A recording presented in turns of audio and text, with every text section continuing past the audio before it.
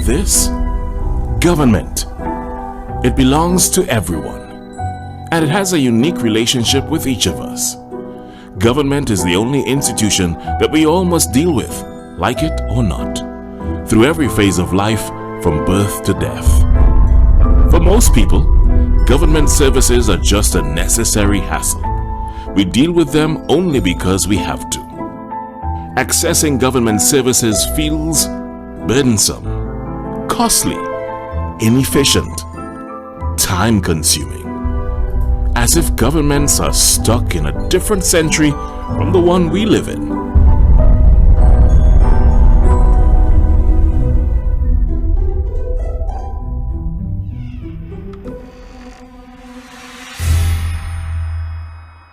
But what if there were a better way?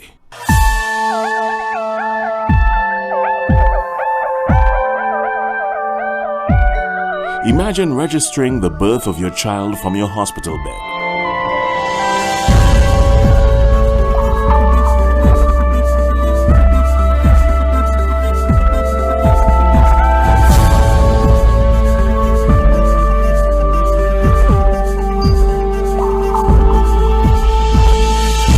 What if keeping your kids healthy was a paperless transaction?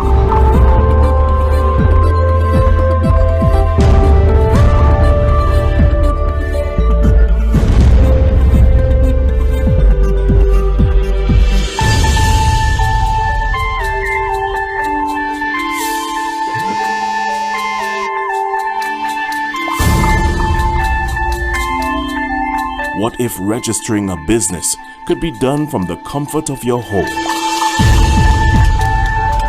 What if connecting our kids' classrooms to the internet could connect them to their fullest potential? Shouldn't all of our transactions with government be this simple?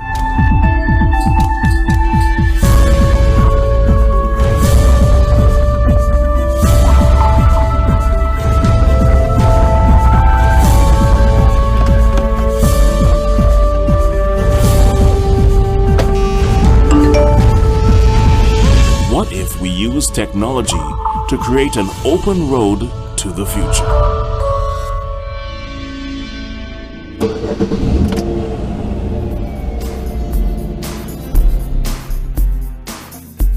The Caribbean Telecommunications Union recognizes that the evolution of information and communication technologies presents the opportunity to create an information profile of each citizen. Caribbean governments can effectively use this to accelerate and fully implement e-government services and transform the public service to deliver a better quality of life for our people. Caribbean people will transact business, stay informed, stay connected, be engaged, anytime, anywhere. This is government for the 21st century. Our future has arrived.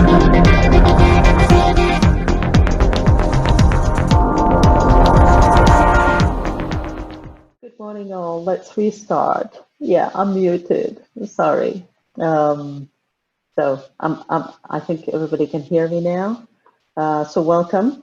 Thank you all for joining us on this third webinar in the series of Accelerating 21st Century Government in the Caribbean. And it is jointly hosted by Aaron and the CTU. We would like to recognize and thank Isaac St. Vincent and the Grenadine for their support in this webinar. Before we get started, I would like to show you around so that we can all participate successfully. Please introduce yourself in the chat in this order: first name, last name, organization, and country. So for example, for me, it would be Anne Rochelle Ine, Aaron, USA, as I put in the chat, and you can all see that. During the presentation, you can ask questions in the Q&A box that is at the bottom of your screen, and you can also, I forgot to say that the chat button is actually at the bottom of your screen also, and I think by now you're all seasoned webinar attendees and participants, so this shouldn't be too much of a problem. If there is any, please put something in the chat so we can help you. Aaron and CTU ask that all attendees are guided by the code of conduct of both organizations, while in the chat and in the Q&A, question and answers. Violations of this code of conduct will result in the removal of the offender from the webinar. So the theme, again, as I said, inside the 21st century government in the Caribbean, for this webinar is measuring Caribbean digital transformation, a data-driven approach. We have the honor of having, 3 speakers that are absolutely great. I would like to introduce first Honorable Melford Nicholas, who is the Minister of Information, Broadcasting, Telecommunication and Information Technology in Antigua and Barbuda, and President also of the CTU General Conference of Ministers. We also have Nadia Vincent. She's the CEO of Digital Transformation Leaders. And she is a Digital Transformation and Innovation Executive Advisor. Then we will have Frederick Bourassa. Frederick is a statistician at the Organization for Economic Cooperation and Development. It is not necessary, I think, right now to read their full bios. You have that in the pre-webinar slides. And so I am not sure Honorable Nicholas has joined us yet. So if he has, he will go first. If not, I think I'm going to give the floor right now to Nadia Vincent. Nadia, the floor is yours. Thank you. Thank you very much, Anne Rachel. Good morning, everyone. It is a pleasure to be with you today. And I will be addressing the leadership imperatives for digital transformation in the Caribbean, and as well lessons learned from digital transformation around the world. So I will start sharing my screen to show you my presentation.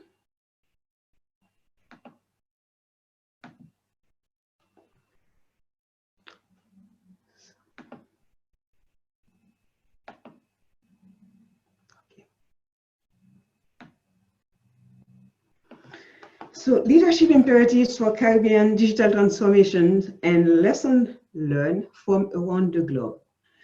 My first slide, I've taken some slides from Mrs. Lewis' previous presentation, slide that you probably have seen already, which show the old way we've done business, which is the case of many governments around the world. And unfortunately, I have to let you know that this is over today. This was the industrial age, and this is dead. And today, the digital age is showing us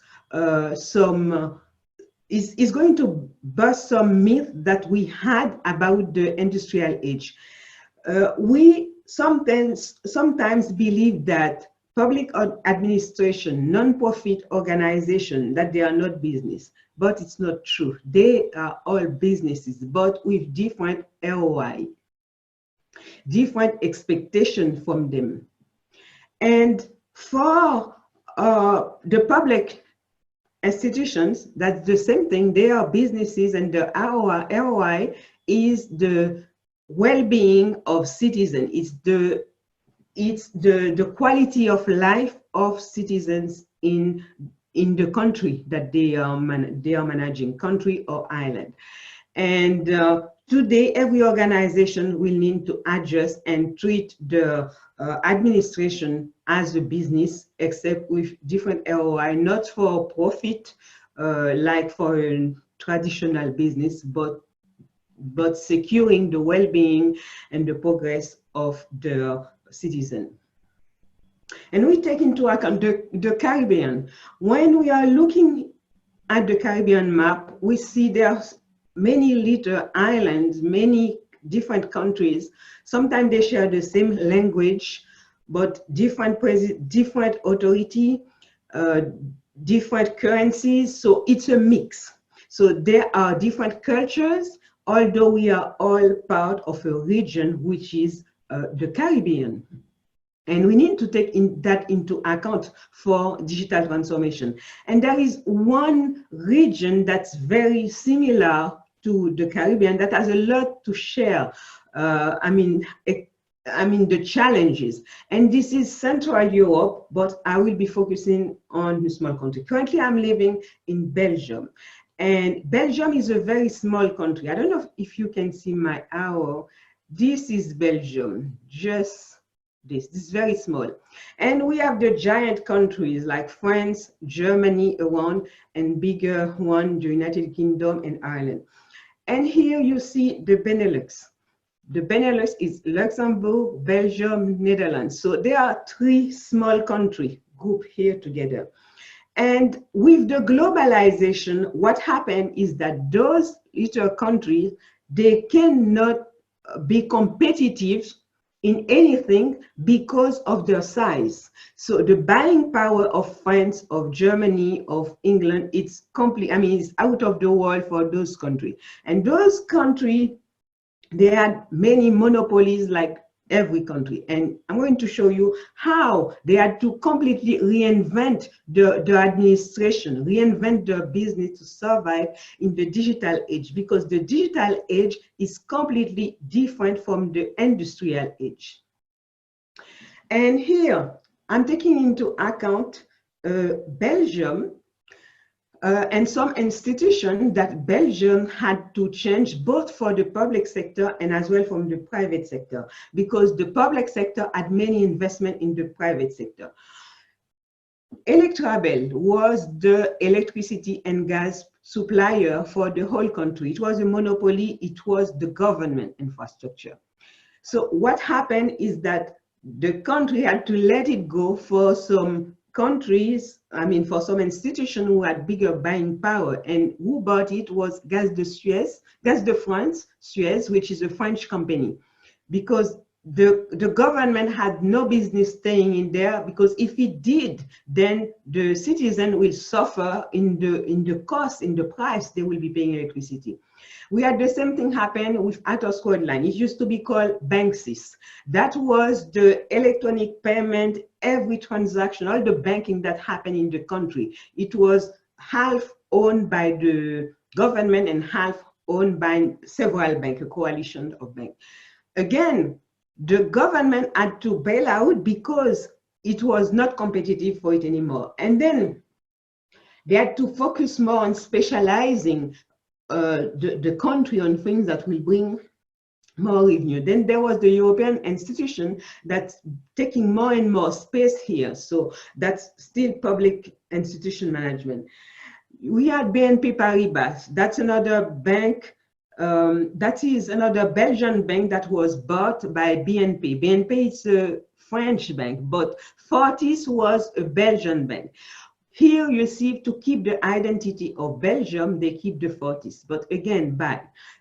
ING Bank, that was not ING. ING is Netherlands. So they bought another Belgian bank. Same for the supermarkets. Carrefour, it's a French supermarket chain. So to show that all those institutions, 20 years ago, all the name will have been different on this slide. But they all had to be globalized. They all had to be transformed so that the public administration can focus on creating a new ecosystem for the citizen, an ecosystem that will bring more, improve the quality of life of the citizen. And this ecosystem, that's what the digital age shows, that running business today, sometimes it's more rewarding to create an ecosystem for businesses to thrive instead of running the business. And it's the same thing happening with Amazon, where they create the ecosystem, but they don't have the stores, but they are still earning much more than any store. They become the biggest store in the world. Same thing that happened with Airbnb. That's part of globalization. And who more than government can create infrastructure. And every country in the world, every government should focus more on creating infrastructure, because the infrastructure, that's what's going to bring the better quality of life, the better economic development for the country. And how it happened? For the Caribbean, I see there are 5 main digital imperatives. They are the digital opportunities that I'm going to show. First, there needs to be a new vision for the Caribbean, and that should be 2 visions, in fact. The first is the vision of the Caribbean region, and the second is the country or the island, because although we have many different countries, every little country, every little island, they each have their own identity, and neglecting that could cause a lot of problem if we neglect the identity of one island. Point 2, investment partnership towards sustainable and reliable infrastructure in the region. And it should be both government and businesses investing together, because the cost of infrastructure, it will be more sustainable to join forces together than to operate alone. And third, there is an excellent opportunity to develop efficiency in everything and improve lives with digital transformation. 4, there is a massive business and economic development opportunity for the region through digital innovation. 5, there is an opportunity for better disaster management, poverty reduction, security improvement, nature protection, resource discovery, and revaluation.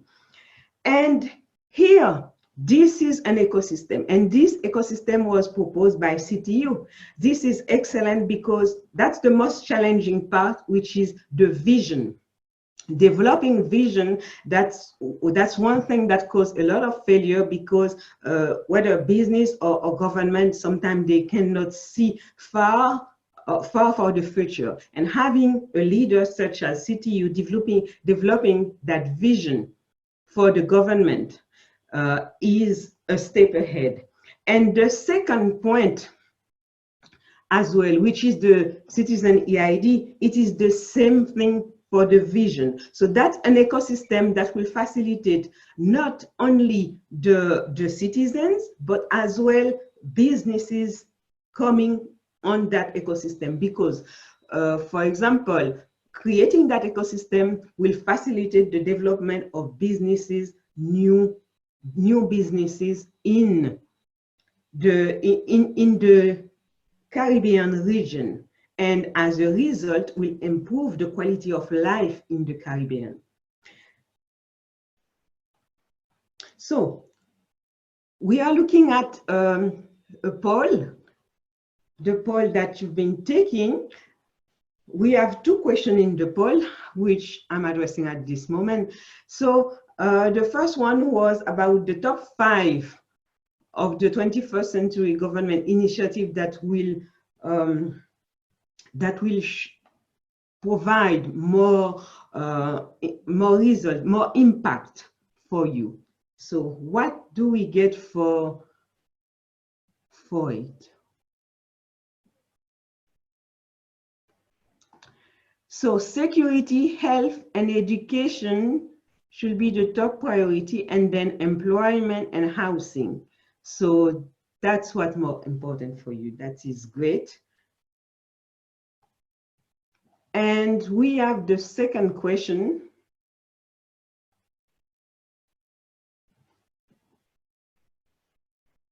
The second question is about whether or not you're currently leading a digital and transformation initiative for your organization now, whether it is a business or an administration. We'd like to know if there is any leader at the moment doing it. That's great. 78% of you are leading a digital transformation initiative. That is great. That means you're moving forward. And I'm going to show you wherever you are at today, leading your transformation. I'm going to give you some input so that you can avoid failure or delay. And this is part of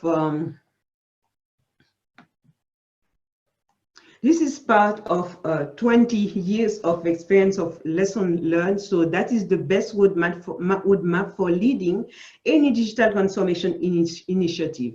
And it's in the order of success. The first one is to clarify the vision. And one thing I must say that the CTO has done a great job proposing the vision already with different point to implement and procedures. So that is already one great thing.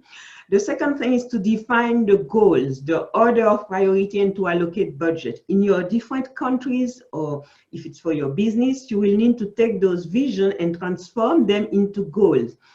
Different goals, the order of priority, and to allocate budget. We already saw some of your priority, which were more towards security, I don't remember them all, but we'll review them later since you already specified them. So as you have done here, so it's important that you specify your priorities and so that you can allocate the budget for it and implement. 3, leadership, team creation, and investment for self-transformation. Transformation doesn't happen if we do not have a team leading it. One person cannot lead transformation. And it's very important to invest in people so that people are self-transformed, so that they help in the transformation instead of stopping the transformation, because it happens a lot that many people will sabotage the transformation instead of contributing to it. 4, define your digital strategy, innovation, and detailed roadmap. In that strategy, we are talking about both business strategy and technology strategy. This is something I experience. I see a lot of disaster with it whenever I'm called to rescue a transformation. Often they miss the part of the study, the feasibility, the technology strategy, and they invest straight in technology and going head toward failure. So this is very important, like for all what the CTU has developed and offer. So you will need to translate it into detailed strategy for your administration, for your business. 5, resource re-evaluation and partnership strategy. Today, resources are not always what they used to be. There are things that used to be trash, but today they are valuable resources. So there is a need to reevaluate which resources we have and what are the ones we can add value to. And then to go for partnership so that we can face the cost of the transformation. It's more sustainable and it's cheaper to partner to have the transformation. Point 6, invest in people's self-transformation and digital education. And that include the citizen, the customer, everyone involved, because the digital shift is big, it's huge for everyone. And 7, technology investment. You see the technology come almost last before implementation. And the big mistake many organizations make is that they invest in the technology first and they go straight toward failure. 8, implementation. You don't have to implement everything at once, but with small iterations, as long as you have your priorities, you will get there. And 9, monitoring and evaluating, because transformation is a work in progress. It takes a long time and we never finish. By the time you finish, there will be more innovation. So that's the new digital age. And 10, continuous innovation and improvement. So we learn the lesson from point 9 and we try to do better. So that's the best roadmap I use for all digital transformation initiative and the guarantee to succeed. There is the digital transformation formula that I use, which is digital transformation is equal to individual transformation time business transformation time technology transformation divided by fear. Because at every level, we need to transform first the person, the individual, then the business, which is the strategy, and the technology, we need to have in it. And the last one is fear. Fear because many people are fearful, especially in public institutions where many people expect to do their career and doing the same thing. They are realizing now there are so many changes for them. And the human brain is not made to embrace change. Now the COVID-19 is forcing many people out of their comfort zone to really see the value of digital transformation. But the urgency, we had to do it a long time ago. And I can tell that the CTU has been doing it for all the work they've been doing, creating the vision, creating the awareness, and I can bet not everybody embrace it. That show how the fear of the new, the uncertainty is there. And many people need to have feel obligated before they decide and act on it. So that formula, once you transform the individual, the business, the technology, and you reduce fear the most that you can, there is no way you will not succeed with digital transformation. And finally, the top 7 lessons learned from around the globe to watch out for in the Caribbean. I choose those especially for the Caribbean because what I see is all the things shared with the small countries in Europe in terms of language, in terms of size, in terms of different cultures and power.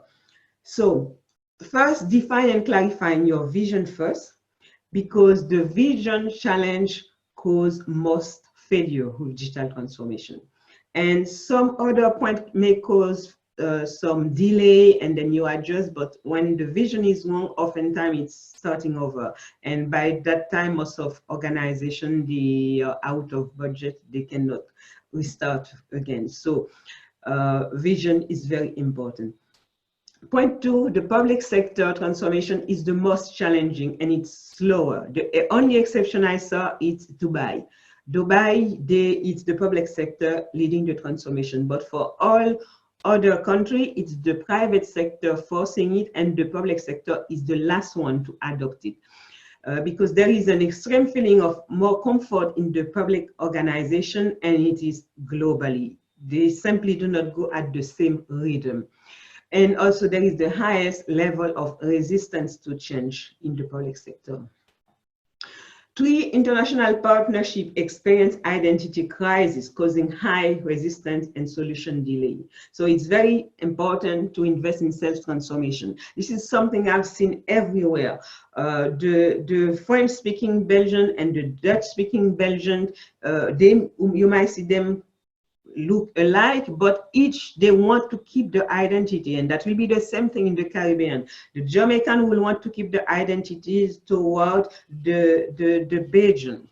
It's just natural, it's just human. So that's why we'll have to divide. For every country, they will as well have to show what they have to offer and define their own identity. Point 4, poorly defined digital strategy lead to poor agreement, increased cost, delivery delay, conflict, and failure, even with industrially customized solution. There is something I've seen out there is that many organizations, they think they buy some products, some solutions, some digital solution that they sell to them, and they start implementing it without strategy, without defining their business strategy and their goal.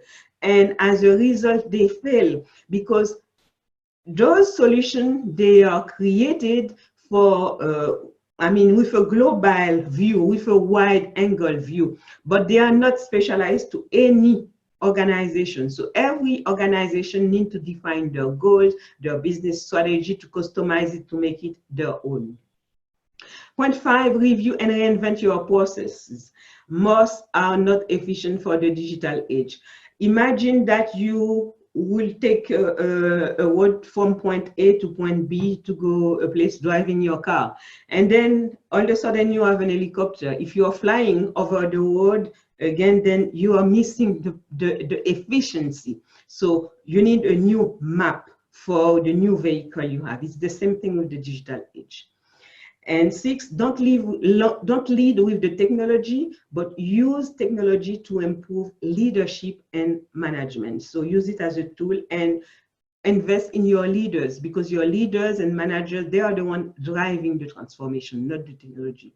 And 7, data is your best friend for business intelligence, AI, innovation, and everything else. So it's very important to work together in the Caribbean, to team up, to invest in infrastructure so that you can have not only the data, but as well to own your data. It's very important to own your data. And finally, my only advice for you is to take the lead now, because we are experiencing what we call the digital tsunami. Before, we had one foot in the industrial age, one foot in the digital age. Now we do not have the option anymore. We are shifting fully to the digital age. And a failed business is the business that doesn't bring ROI, doesn't bring profit to his shareholder. And a failed state is a state, or it's a country that doesn't provide enough economic development for the citizens. So I encourage you to see the digital age with the many opportunities as an opportunity for you to improve the quality of life of your citizens, of your country, but you will have to take a different approach than for the industrial age. So craft your digital vision, specify your goal, allocate your budget, and move forward. And these are my contact details if you need to reach out to me anytime. So I thank you very much, and I will be very happy to take your questions. Thank you very much, Nadia. And I don't think we want to be failed states, and thanks for the lessons. I think we have 4 questions right now in the chat, but and comments. Given I see that Honorable Melford Nicholas has joined us, I think we're going to give him the floor first, and we will try and make sure that you can all answer the questions probably after that. So without further ado, I would like to welcome Melford Nicholas, our next speaker. Thank you very much, sir, for being with us, and the floor is yours. Yes, thank you very much, Ms. Innes. The pleasure is mine to be a part of these proceedings. I want to acknowledge the fact that I've come on a bit late, and that the protocols would have previously been established. I've recognized from the persons who are attending, I've recognized some familiar faces, some familiar names. It transpired that I had some personal engagement with respect to some cabinet proceedings this morning, which I'm sure my audience here would be sympathetic to in relation to the times that we're in. But I believe the tone of today's discussion is really going to be focused on now that COVID-19 has visited itself upon us, and the imperative that comes with it, the need for the digital transformation of the Caribbean. I would want to posit in the first instance that the Caribbean Telecommunications Union, of which I am currently sitting president, has been advocating this particular position for a very long time. Members of the audience might be aware that over the past 5 years, we have been staging respective road shows across the Caribbean, ushering in the concept of having a 21st century government. I believe that that would have achieved a degree of impetus back in January of 2018, when in collaboration with the government of Antigua and Barbuda and my ministry, that the CTU staged 2 meetings in Antigua, one having to deal with the Caribbean leadership of our governments. Several prime ministers and state leaders had met in Antigua at the St. James's Club, and had got the benefit of a presentation from the CTU, and certainly from visiting delegations from Estonia and Georgia in relation to what the transformation process would have involved. Immediately upon that, the technicians and the other ministerial officials would have met further at a conference in Antigua, looking at the whole question of the methodologies for this whole digital transformation process. We would have looked at infrastructure, we would have looked at legislation, we'd have looked at the whole question of process management and indeed the levels of automation that is required.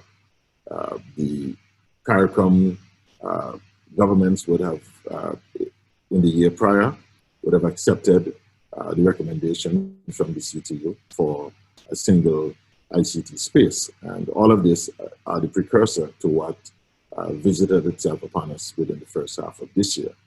I can tell the audience here from my own personal experience that when COVID came, it came with the cruel reality that it was not in a position to negotiate. We could not negotiate. Once we entered shutdown, governments had to think about how it was going to continue to provide services, how it was going to continue to meet, and indeed to continue to deliberate on the public business. In Antigua's case, certainly because I was in a position of influence, and because much of the preparation would have been done in relation to infrastructure, in relation to certain application systems that are available. The government was able to have immediate continuity in the sense that for the first time, our cabinet proceedings moved to a virtual environment in March. And I believe at the end of March, we even had a session of Parliament in which certain regulations and resolutions that had to be enacted by Parliament in way of public administration was done virtually. I think we were the first country within the Caribbean that might have had a parliamentary procedure where regulations and legislation were enacted in a virtual environment. So the government had learned very quickly and had adapted very quickly to the changing environment in which COVID imposed itself upon us. Because of the requirement for social distancing, even now, many of the ministerial functions are conducted part virtual and part in a brick and mortar environment.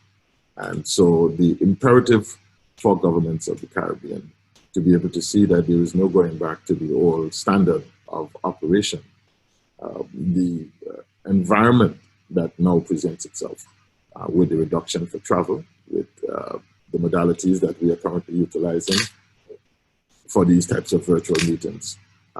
This has become an important facet, and immediately it focuses on some of the prerequisites that were required.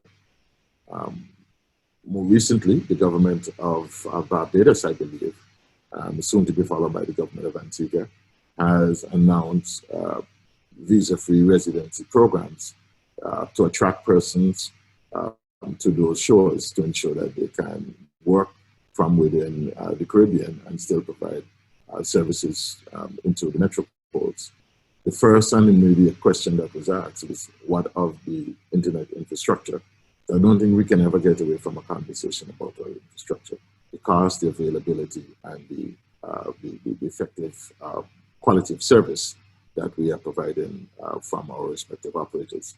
So right away, any of our endeavors is actually going to crisscross the notion of having a sufficient and significantly sized and certainly affordable internet infrastructure to support what we're doing.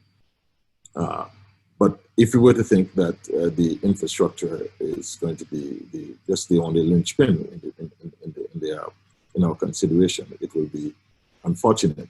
What we have got to do now as host governments, as Caribbean governments, is to get to the next level. How do we actually transform? How do we convert the operations of government, the internal affairs of government, in a manner that it is truly working in the digital age? And for that, a number of governments are finding themselves in a position where we have to play catch up.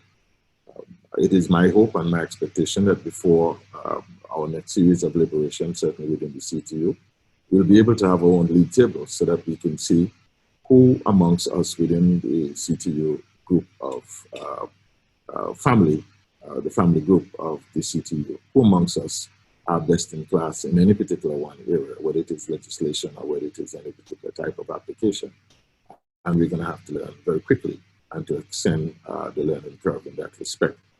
And what we're going to do about the digital identification of our citizens, what we're going to do about the records management in our various individual ministerial silos, how are we going to be able to harness the vast information that is stored within those silos, and how we begin to utilize different application systems to be able to extract from these silos, useful information for planning purposes. And of course, how are we going to engage with our citizens, both to provide them with the services that they are required to obtain from us. And in the process of providing those services, how are we going to engage with them utilizing digital formats and digital technology? And more importantly, how can we begin a new level of engagement with our citizens through this particular medium? And these are the challenges that each of our state governments are faced with. But more importantly, I would go on to say that the greatest challenge that we are going to be now faced with is how do we transition? Yes, those of us who are at the cutting edge, who have been forced by circumstances to adapt straight away and to jump in knee deep into this new realm of information communication technology driven development. How do we get the rest of our public servants to transition?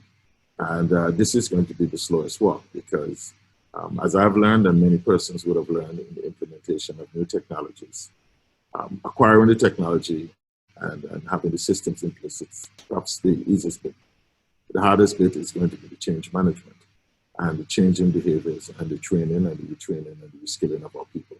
And so these are challenges that we are about to traverse over the next few months, and the cost as well of dealing with this transition, not only in terms of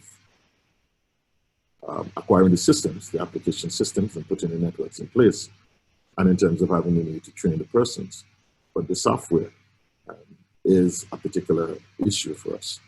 There are gaps in our development process in terms of the capacity of our people within the Caribbean for broad-scale development of different software that we're going to require specific to our needs. We have to be careful along this way that we do not continue the hegemony of being dependent on external agencies or external economies for those particular application services that we require for our particular needs. And to this extent, the need for us to be able to engage our university systems, our university networks, to ensure that we are actually producing this quality and the quantity of personnel that we need to be our future software engineers and coders to be able to develop the solutions and the application systems for our own needs, and to be able to return our share of that economic pie within our region. And not only to provide services for ourselves, but who knows, to be in a position to export some of those solutions as well, and to participate in the ever-expanding and ever-growing ICT market. So those, I think, in broad strokes, are the challenges in which Caribbean governments are faced with now. That is the reality. Those are the barrels that we're going to be looking down post-COVID. And I would just want to posit that as my intervention or my injection into the conversation, and hopefully as we continue the conversation this morning and beyond, that we will enrich ourselves in terms of what are those steps that we have to take. I look forward to your questions, and hopefully I can provide some answers if they're within me to do. Thank you very much, Ms. Thank you very much, Mr. Melford. And I would like to join a little bit one of the things that you said with what Nadia Vincent said. Basically, I think the crux of the matter here is how do we come together as a region to look into what are the gaps that we can fill for each other? Is that something that you think is feasible going forward with the region? Yes, at the CTU level, we have deliberated upon this before. And I think the notion of having even some sandbox solutions to many of the things that we have done. I'll give an example, a real work example. A few business cycles ago, we made a determination that we had to develop our own certificate authority as we were moving towards digital identity in our particular environment. And as we were moving to automate and digitize one of our registries, our business registry, we recognize here in Antigua that both in Anguilla and the BVI, who has a vast number of offshore trust companies registered in that particular environment, they had previously gone along the route of automation. And so we made a determination that we were going to learn from those two jurisdictions, much as they were smaller jurisdictions, but they had the benefit of going further up on the learning curve than we did. And so we learned from them. We took our personnel in and we collaborated at that level. I was able to get some of my technicians to be nested in the environment in Anguilla. And once we learned from them, we were able to adopt their processes and adopt their solutions. And of course, fine-tuned it to our own needs. And this we've got to do 1,000 times. Jamaica, as I know, have made certain overtures. They, at the moment right now, have been able to have their passports renewed internationally by their citizens in their diaspora. That's a process that I'm looking at very much, because we're going to want to do the same thing here in Antigua. And as I say, as we meet and we have these engagements, and we are aware of how we are dealing with certain treatments, we're going to be able to learn from each other. But the specific gaps that I see would be in terms of software development. I think we're paying a high premium, and what software developers outside the region are doing, they are charging each of us the development cost. So it's not like they're saying, listen, we have built a solution for you. We can then transfer the solution that you have to Barbados, and in which case we're doing a white label reduction of what you have to modify it for Barbados. Barbados, again, will be charged the same developmental costs. And I think in that respect, we are paying too high a cost for software development and for application and systems development in our region. That's a gap that I think we can focus on. I believe our university systems would have something to do with that particular space. Wonderful. Thanks for that. And there is actually a question that in the chat that was a little bit basically on the same level. Stephen Jaume was asking, is there a list of technologies that CTU is working or developing now? And I would say probably not really technologies, but as you said, I guess fields that in capacity building in general, and that is something that is pervasive just about everywhere. Capacity building has become really, capacity development has become the one crux of resolving quite a few things to make sure that people understand where we're coming from, where we want to go, what do we need to do to make that happen. So would you want to elaborate on that in terms of some of the things that CTU ministers are doing right now together on the CTU infrastructure as a body, technology? I'd welcome to give another stab at it. I'd give another stab at it if you might. CTU as a body, it's really a facilitator. So it is not going to be an all-in solution for everyone. We are trying to facilitate innovation. We're trying to facilitate collaboration. This is a word, collaboration, that we stress a lot at CTU. Let me say this. In respect of, at an enterprise level, companies who are doing software solutions. Let's give an example. Most of the passports, our e-passports in the region, many countries have now moved towards an e-passport with a microchip inserted in the passport with the particular information on the passport holder inserted into that microchip. Many of our nation states are moving towards automation of our immigration systems. Most of our border systems have automated that particular process. And that is because of the enhanced focus that has been placed on cross-border security, international security across borders. So we've had to do that as a compunction. The challenge that we have in terms of how do we get the application systems to be able to do that in the window and the time frame that we have to do it. That particular opportunity, an economic opportunity that comes with that in terms of developing the solution for it, the Caribbean states have had to rely on developers outside. So I'll give a case in point. There are two providers that I know have contended very much for the space, and that would be Canadian Banknotes in Ottawa and Delarue in the UK. And as a result of that, they have had many interactions with various state governments in the Caribbean and have provided various solutions.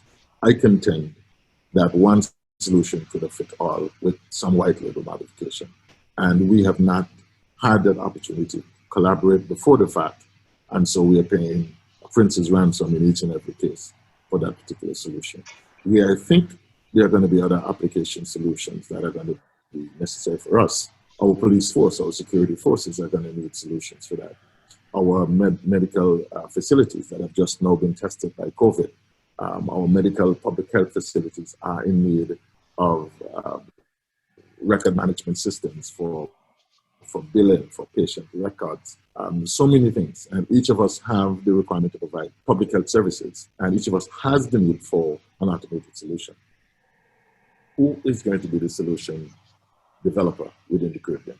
And we do not have these economic entities, and that's where I'm saying there's a dearth for that type of intervention for our own economic needs. And so we are relying on external service providers and paying too high a cost because we are paying the jeopardy of having to pay the development costs in each and every instance.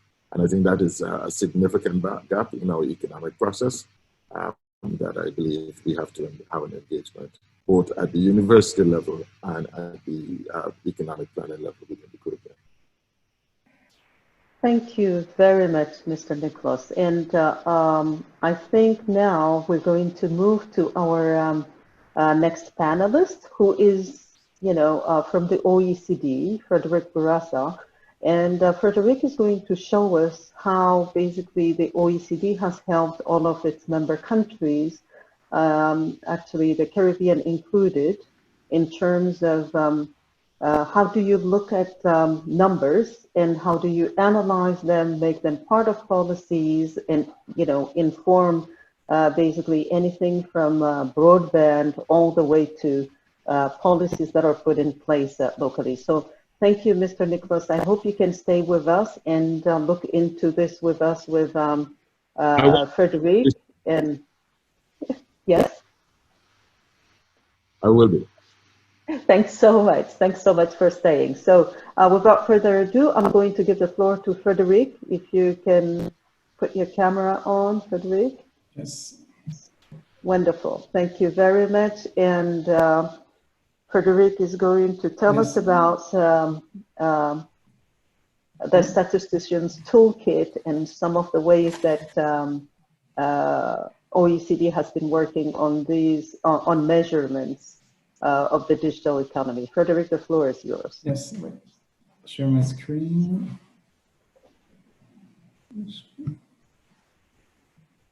Sorry. Is this working? Okay. Okay, thank you very much, Rachel. It's an honor to be a part of this webinar and to be invited by the IRIN and CTU countries.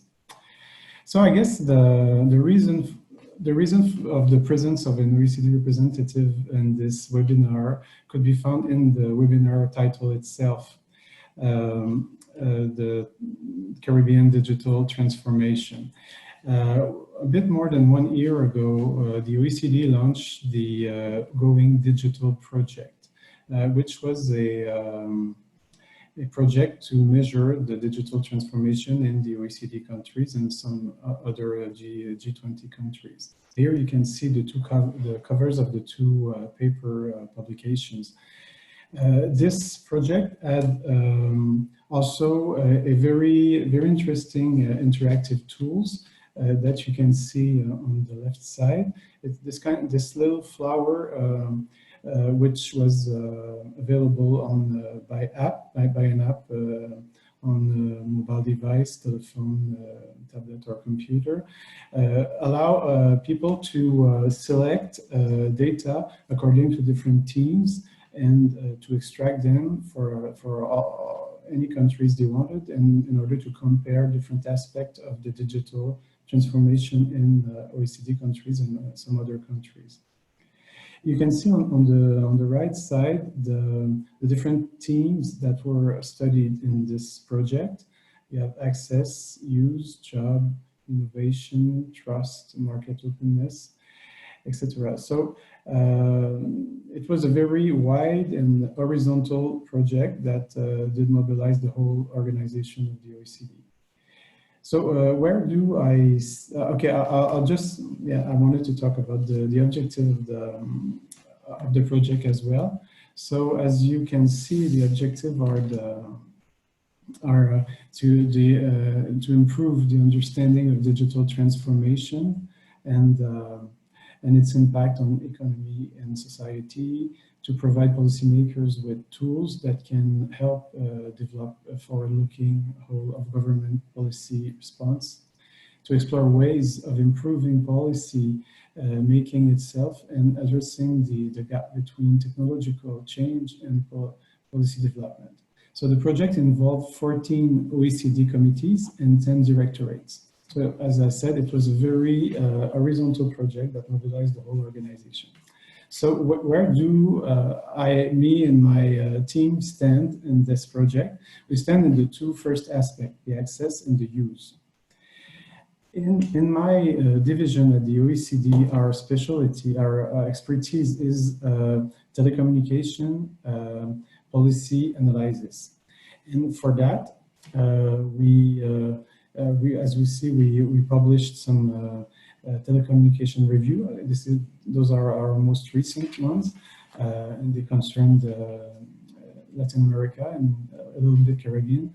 So the most recent one is the Mexican one, and we had Colombia, a review of Colombia as well. And we published a toolkit, a digital economy toolkit for Latin America and Caribbeans. But as a moderator that we know very well told us recently, the Latin American part was quite developed, but the Caribbean part was not very developed. And hopefully this will improve in the future, but maybe today will be the first, we will put the first brick on to improve this situation. So all telecom reviews are divided often in three parts. A first part, which is the market development analysis based on data. The second part is policy analysis based on policy questionnaire and policy research. And the third part is recommendation in order to improve the quality of service, the prices for the people, the access of the people, and also to improve the policy framework. So it worked. It worked for Mexico for sure, and hopefully it worked for the other countries too. So my own expertise is the data part. So when we do a telecom review, we have to collect data and analyze data of certain indicators. So here are the list of indicators we use for a telecom review usually. So it's quite wide, but it's simple at the same time. We collect data on revenue, communication revenue, telecom, and broadcasting most of the time. And we analyze the contribution of revenue to the GDP, the importance of the telecom sector in the whole economy. We also collect data on investment, which is very important for the development of the sector. And we check for the foreign direct investment. The third aspect is the most recurring one that we do on a very regular basis is collecting data on access, which are subscriptions, people's and business subscriptions to fixed and mobile networks. Fourth part is when we do a country telecom review, we like to have regional data in order to see the divide which exists between rural and urban area. We collect data on market shares, which are basically the subscriptions and revenue per operator, so we can see the evolution of competition in the country over time. We collect data on quality of service, which are these days a lot about broadband quality, and one of the aspects is broadband speed. So because in order to have a good online service, good online services these days, you need a minimum speed. If you don't have, like, our threshold is around 20 to 30 megabytes per second. So if you don't have that speed, you will miss a lot of good services, online services. And we also gather data on coverage. We collect data on prices usually from website advertised prices. And also we collect data on the usage of the internet by households, individuals, and businesses. These data are collected through surveys, which is more costly and complicated, complex process because it has to be sent to a certain number of families, and it takes more time.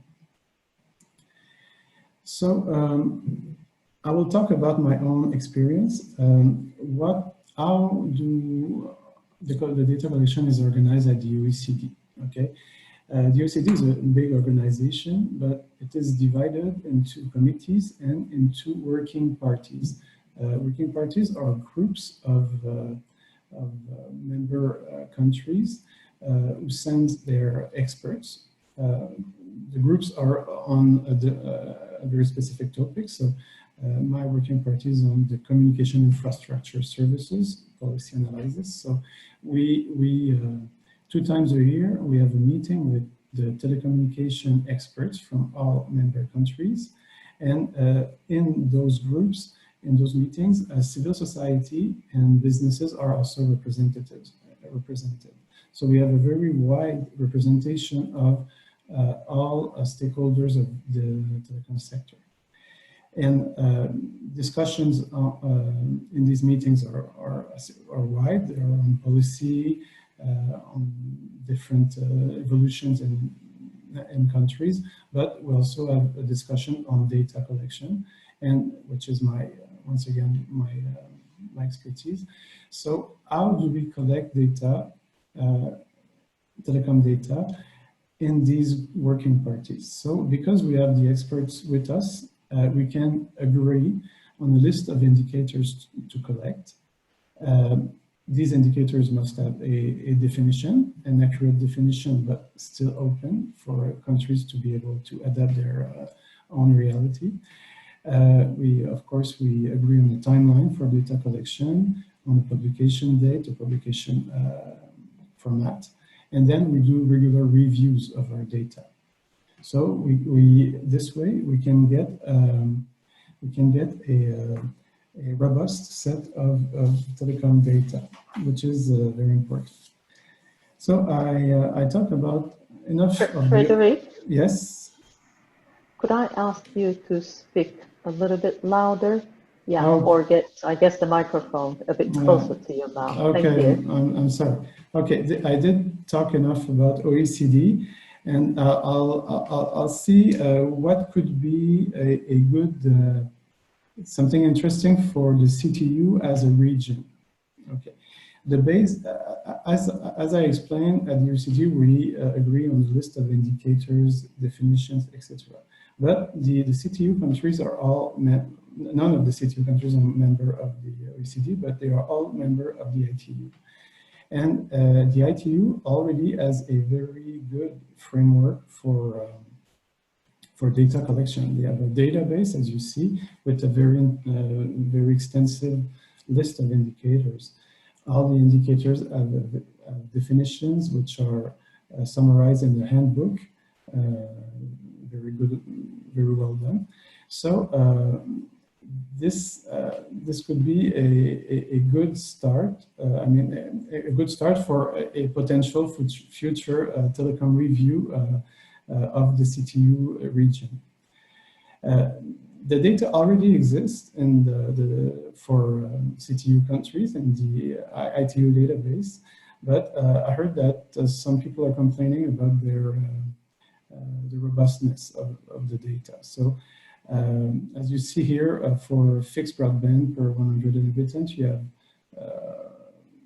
most of countries gave data for 2018. A few are just 1 year behind, and same year for the mobile phone and mobile broadband.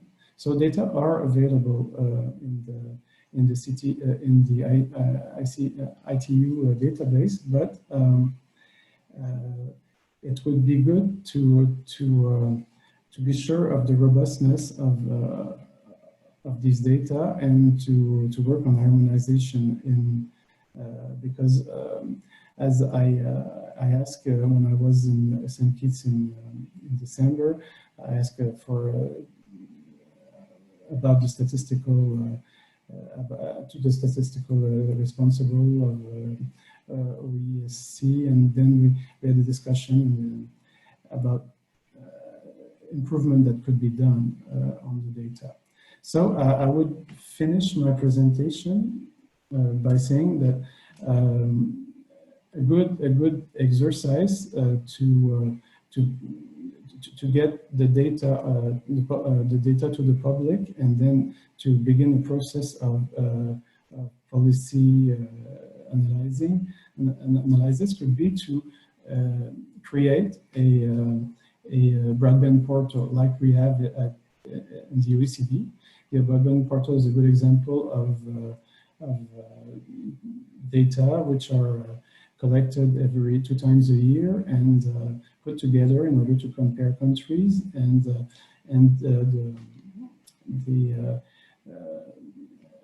the collection, which is very it's done on a very regular basis. It creates a dynamic of good quality data, and it creates as I say, a good dynamic to improve the quality of data and to collect the data on a timely basis.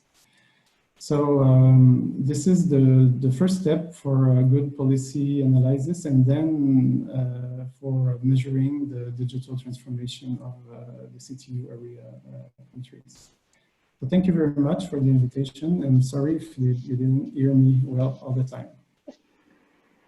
Thank you very much, Frederic, and thanks really for putting the crux where it has to be in terms of how do we measure and the robustness of the data. So if we can have our other panelists, if Mr. Nicholas is still here, this has actually triggered a question for me, given what Frederic is saying. Harmonization of data, but also data that is given to institutions, how robust it is something that I think we're going to have to work on. And I wanted to ask Mr. Nicholas if he's still with us. I see that he's online, but I see him muted.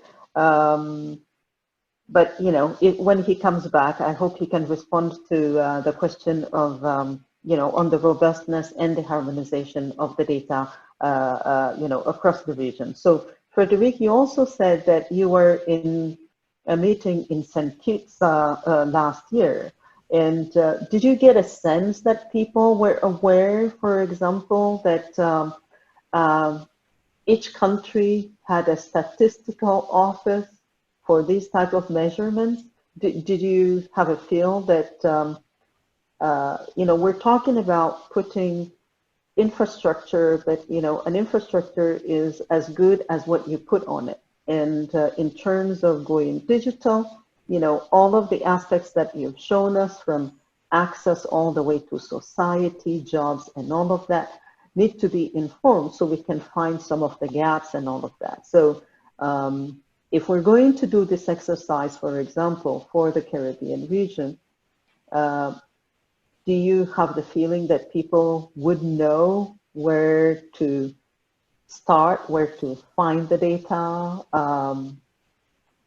Well, yes, I think people will know where to start because all Caribbean countries are providing data to the ITU.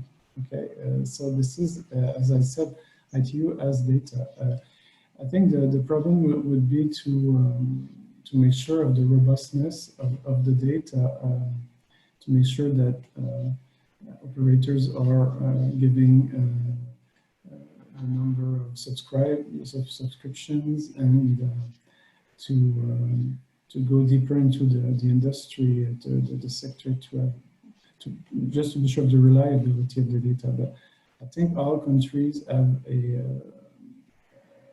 an office that gather telecom data. But of course, I didn't make a survey. I didn't talk to everybody. I just talked to a few people. Some were confident that things could improve, and some were more, let's say, they were not very optimistic, because I think sometimes it's good to have a group effect, like everybody say, well, the CTU countries is publishing a good an annual report on the connectivity in the country. So everybody, please get your things together and provide good data. And then they compare to each other and they say, well, I think we can improve our data in order to be maybe well. To look into the gaps. Yeah. To look, exactly. So sometimes, yeah, it has a positive effect to set one publication with a set time and a set format, so countries are happy to participate and to appear on that publication. It could be good. So you actually have done this a lot, it seems, for some of the bigger countries. Is there any specific country in the Caribbean where you've kind of tried that? I think when you say Caribbean at the OECD, you've done at least a few things for, is it Dominica at least? No, it's nothing I know about, actually. Okay. If it's the case. Right. Now, we work a lot with Latin America, because we're 3 member countries, and very soon, Costa Rica. So it's, but now in the Caribbean, we don't have a lot of connection yet. Maybe it will okay. Well, thanks for that, and we need to make that happen, definitely. I see that Mr. Nicholas is back with us.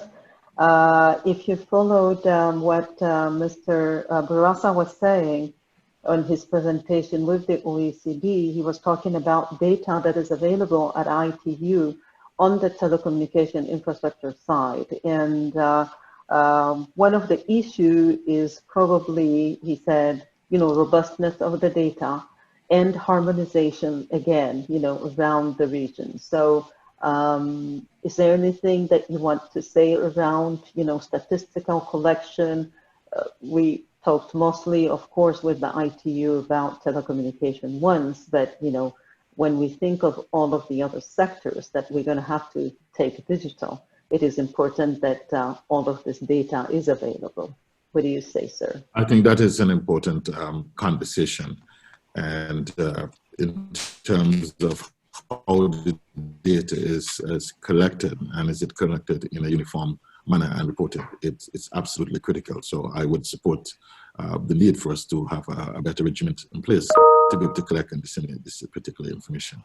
And anything that the CTU can do to assist in ensuring that there is consistency and uniformity in the way we collect this information and report it outwards. It's useful for our own planning purposes as well, because I think we need to know, what are the vital signs that we need to be looking for in terms of our infrastructure, and that is critical. So I would support that, and would do whatever is within my official capacity, both at the CTU and at the ministerial level, to ensure that we can have a more consistent view of the way our networks are managed and operated.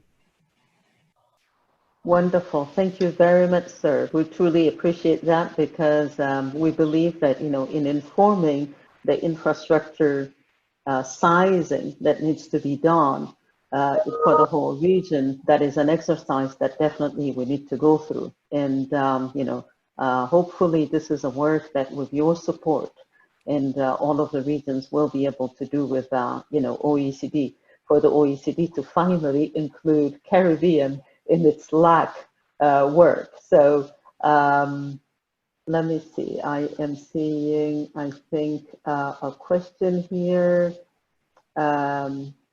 where Kevin Swift is saying, I believe Frederic is answering my question with sets of another.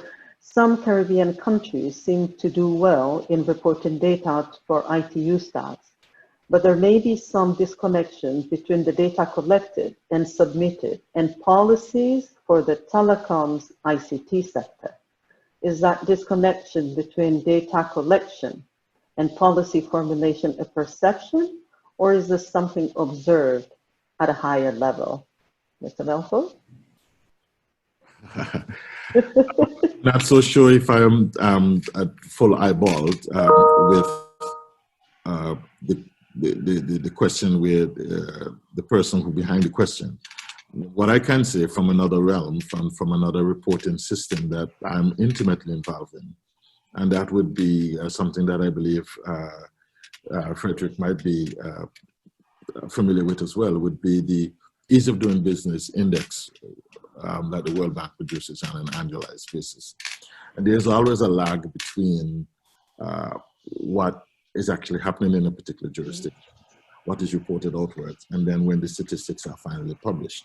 So there is a lag, and oftentimes these lags can seem as if that there is a disconnect, when in fact what we need to do is to understand and appreciate what has caused the difference in focus at the particular point in time. I think as you get closer to the road and closer to where the rubber hits the road, there may be a need sometimes for persons who are relying on sometimes these externally produced statistics to be able to have a local person to be able to give some validity to these particular statistics, because it may be dated information that they're relying on. And so that's how I would look at it. I don't necessarily know that there would be any willful intent of anyone to provide misleading information to support a particular policy position one way or the other. But I think sometimes when you're relying on these statistical information, you have to be aware sometimes that as they are developed, the fluctuation of time can change the periscope. Sure, that is very true, because this is actually, I guess, the very essence of going digital. Things are moving while, yes, data is being collected, analyzed, and by the time we get to a full analysis, we've probably moved ahead in terms of what we're doing. Frederic, do you have something to say? Yeah? Yes, but just to follow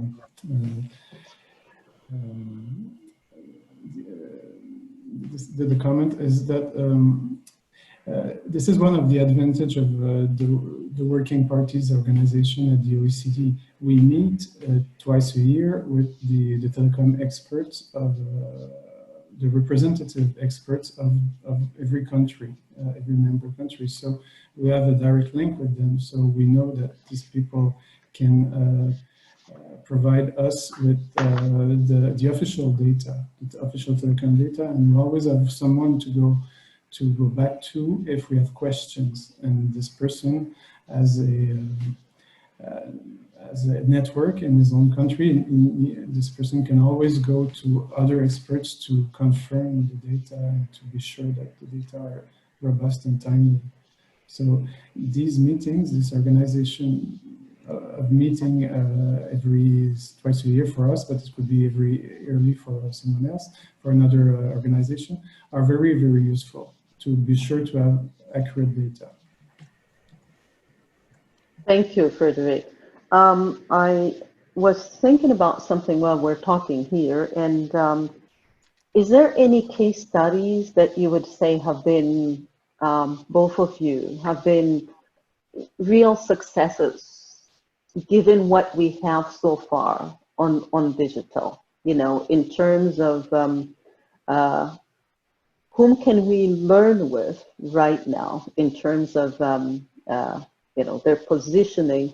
You said, Mr. Nicholas, that Antigua and Barbuda was actually was able, when COVID hit, to go directly to, online. So what made that happen? What was, how did that all happen in terms of infrastructure, in terms of policies, in terms of, all of the things that were in there in country? Yes, in Antigua's case, we had adopted a common information platform within the government itself that had allowed us to be able to go virtual when the time came, simply because our email system and the whole application system that we're using, without giving them a plug, we were utilizing the Microsoft Office 365 platform. And that allowed us to be able to go virtual in real rapid succession.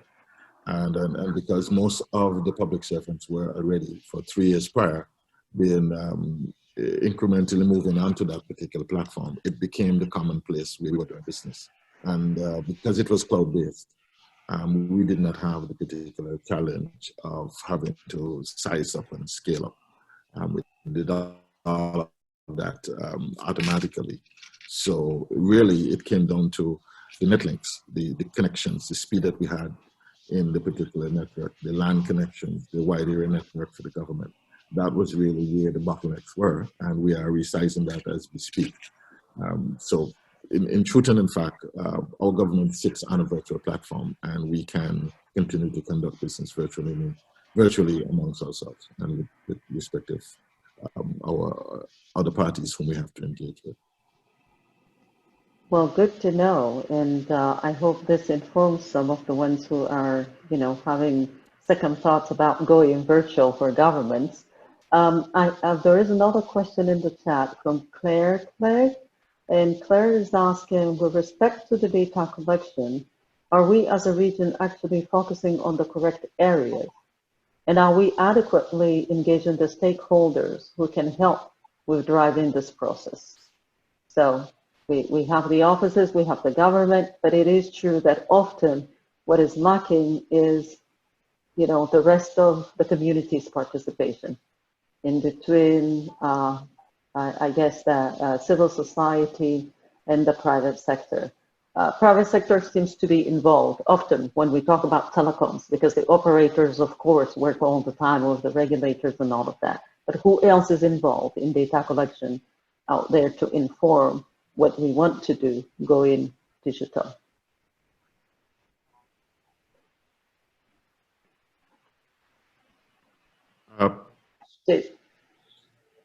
Well, let me say, the question that was posed is whether or not we're actually measuring the correct things.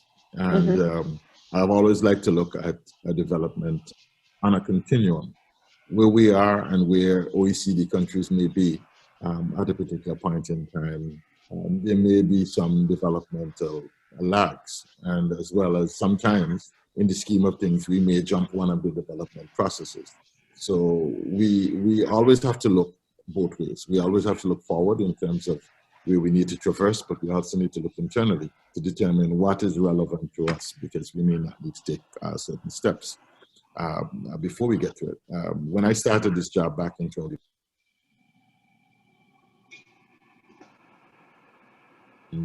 the World Bank that had a project at big data, advances within the region in terms of this big data project, but given at the time, and I think that was an imperative, or that was a iteration. So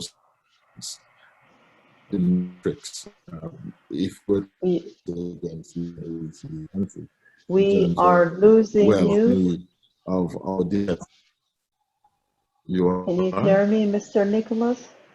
Yes, you were I can hear you very well. Oh, good. Okay, now I can hear you, but you were practically frozen and we could hardly hear you. Sorry. Well, I will restart then. Yeah, please. Thank you. Yeah. I was making the point that there are times where on any development continuum, we may need to skip a few of the gaps, or they may not be particularly relevant to our own development, as they may be in a different environment, let's say for another OECD country. And so we have a board of assessments where our particular interests may not be in that particular area. I'll give a case in point. where the World Bank had sponsored a project perhaps 5-6 years ago within the Caribbean to promote the notion of big data, where we would use public information in our data sets, anonymize them, and make that information available for further consideration for industry and for other think tanks available. And in the scheme of things, that is a tertiary requirement that we had not arrived at yet. So we may well get a low score for that within any assessment. And we may deliberately take a low score for it because it is not our priority area for us at this particular point in time. So the question that was asked, whether or not we are measuring the right things, sometimes we get caught in an envelope where we are being measured against several different criteria that we may not necessarily have an interest in all of those particular areas. So we have to be mindful of that. And in terms of where we are, if we look at the Ease of Doing Business Index, which most of our countries are familiar with, we are assessed against a global norm of, I think, 12 particular criteria. And we go up and down the scale as we change our response to some of those criteria are concerned. But, I do agree with the caller that sometimes not everything that we are being measured against, it's of an interest and an importance to us. And thank you very much for actually giving that type of answer, because, you know, the one size fits all of some organizations is definitely one thing that we have to be careful about, because it is important that we as a region, you know, as Nadia said, define what it is and where is it we want to go. So Frederic, is that something that the OECD takes into account, or are you also, or do you come with your own set framework that people have to follow? I think it's both. If we want some harmonization in the data, because it's my, once again, my field of expertise, we have to get closer to conform to some rules of data collection. But at the same time, when we do policy review, telecom review, of course, we take the national context into account to a great extent. This is, policies have to be adapted to a country, to the population, to the political and economic situation. But on the other side, if we want to compare data, we have to conform to a set of definitions, but at the same time, sometimes we have like footnote or exceptions. So we're very flexible, but we want to be rigorous on the data collection, because this is the basis after that we use for policy analysis. Wonderful. Thank you very much, and good to know that this the OECD is flexible. I do not see any more questions or comments in the chat. Let's see. No, nothing for the moment. So I think I would like to thank you all and ask you for any more any good advice, you know, going forward that we would like to take away from here.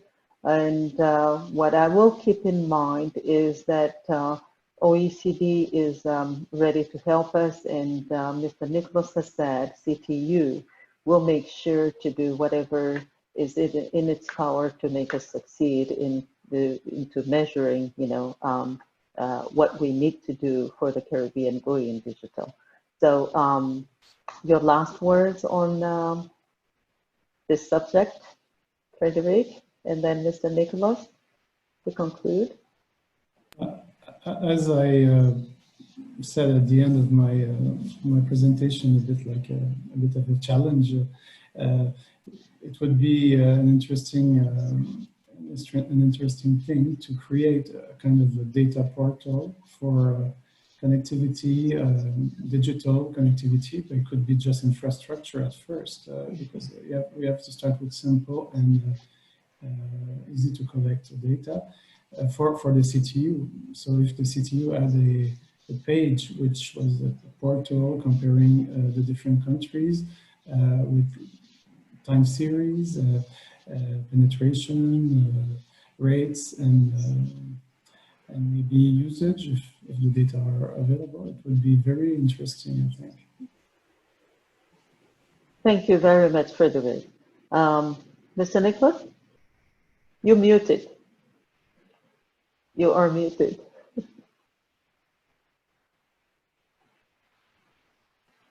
Yeah, I'm sorry. I'm going to take Frederick up on that offer for the development of a data portal, and for him to submit a template for consideration. I think that is what we must do. And if it acts as a go-to place for not only for the OECD, for think tanks within the OECD, but for industry as well, I think that would be a useful place for us to start. So I think it's a good idea. And I would like to take him up on that offer for him to submit a template for the CTU's consideration. Wonderful. Thank you all very much. I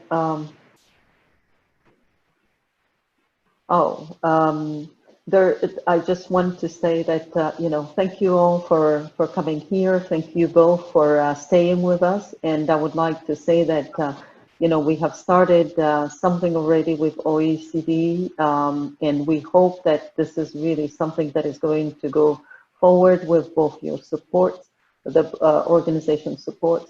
Aaron is more than happy to be included in this work, and we're really pushing. We'll make sure that this is something that happens, and we really truly hope that we can, one of these days have another webinar where we can present practically the same type of information that Frederick has presented to us on the Going Digital portal for the OECD, strictly for the Caribbean, so that we can inform the development of the region in terms of infrastructure, but an infrastructure that is actually informed about what goes on it.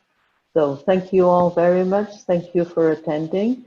And we hope to see you for the next webinar that is going to be next week. And that one is going to be on network security for public safety in the 21st government environment. And we will have as speakers, Christopher Painter, that some of you may know, who's a cyber diplomat and is a global commission, is part of the Global Commission on the Stability of Cyberspace. We will have Carrie Ann Barrett from the Organization of American States, who is a cybersecurity policy specialist. And we will have our very own Leslie Nobile, who is the Senior Director of Global Registry Knowledge at ARIN. And actually has moved to be now our digital public policy and trust officer. So we will have the full array of basically global, regional, and then, what the regional internet registries and the technical community is doing in terms of security globally for the region. So thank you very much again, and we will see you hopefully next week. Thank you very much, Bye. Moderator. Thank you, sir. Thanks for Thank you very being much. with us. Goodbye, sir. Thanks, Frederick. Bye-bye.